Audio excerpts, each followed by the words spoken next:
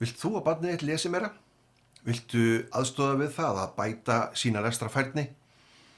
Átt þú inni frístundastyrk hjá þínu sveitarfélagi?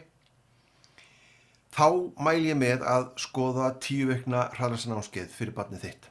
Því að á námskeiðinu þá eru þau einfaldlega að fá mjög einfaldar lestraræfingar í hendur sem að þau geta með 15 til 25 mínútna æfingum á hverjum degi náð að festa mun betri lestrarfærni. Þau eru að finna fyrir meiri hraða, þau eru að finna fyrir meiri einbeitingu, athygli, eftirtekt, en þau eru líka að finna fyrir meiri lesgleði því að markmið námskeiðsins er tiltölulega einfalt. Það er bara að fá barnið til að lesa allavega eina bók í mánuði, helst 2 bækur í mánuði og þá er það ekki að lenda í lestrarvandræðum í framhaldi. Á námskeiðunum 10 vikna þá er ég með svonefnda krakkaábyrgð.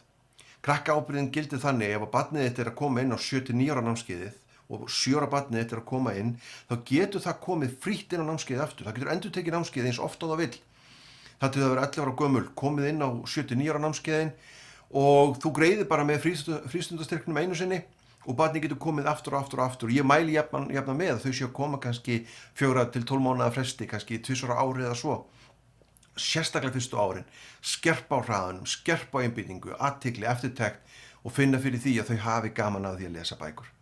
Nú fyrir 10 til 12 ára þá er ég með sérnámskeið líka 10 vikna og þau getur komið, 10 ára barn sem er að koma inn á 10 til 12 ára námskeið, þau getur komið eins oft og þau vilja þar til þeir 14 ára gömul. Frítt inn á námskeiðið aftur og aftur, þannig að þú greiðir bara með frístundastyrknum einu sinni og þau eru að koma aftur og aftur inn á námskeiðið. Og síðan er ég með unglinganámskeið fyrir 13 til 16 ára og þá eru þau komin inn á aðeins þyngri námskeið, enda orðnir unglingar, þau þurfa meira, þau þurfa jafnvel námstækni og meiri hjálp við það og þá fá þau ævaábyrgð. Þau geta þá, ef þau komin á unglinganámskeiðin 13 til 16 ára, þau geta komið þess til 10 ár, þess til 20 ár, þess til 30 ár. Hraðlestrarskólinn búinn að vera starfandi í rúmlega 40 ár.